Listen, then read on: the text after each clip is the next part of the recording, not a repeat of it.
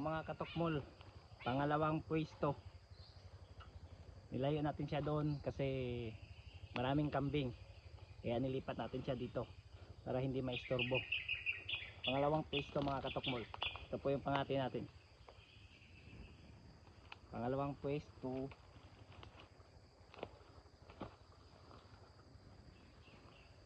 Iyan na nga mga katokmol, nililinis ko po yung paligid ng ating pangati mga katokmol para po pag may lumapit mga katokmol, diretso dapo po sa ating pangati mga katokmol.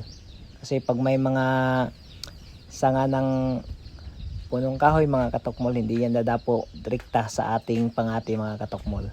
Yan na po mga katokmol, nililinis ko po mga katokmol. Nagsasalita po ako dyan parang bali mga katokmol. Sabi ko po balik tayo mamaya mga katokmol, kaya ingat, salamat.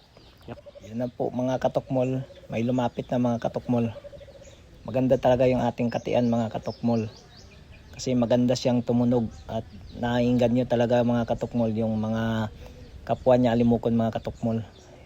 Yun nga mga katokmol, nandun na nga sa ating hawla mga katokmol. Hindi pa po pumitik yung ating pangati mga katokmol. Yan na po mga katokmol, naglalaro po silang dalawa mga katokmol. Maya maya mga katokmol, mahuhuli na yan mga katokmol. Yan po mga katokmol, nagtutukaan po yung mga katokmol, yung ating alimokon mga katokmol. Uy, umalis mga katokmol. Oh, bumalik mga katokmol. Huli na talaga to mga katokmol, bumalik pa siya mga katokmol.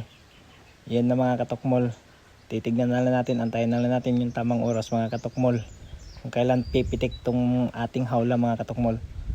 Yun na nga mga katokmol, nagtutukaan pa yung dalawa mga katokmol. Yan na nga mga katokmol, ang likot-likot naman nito mga katokmol, huli talaga to mga katokmol. Yan na nga mga katokmol, umalis mga katokmol.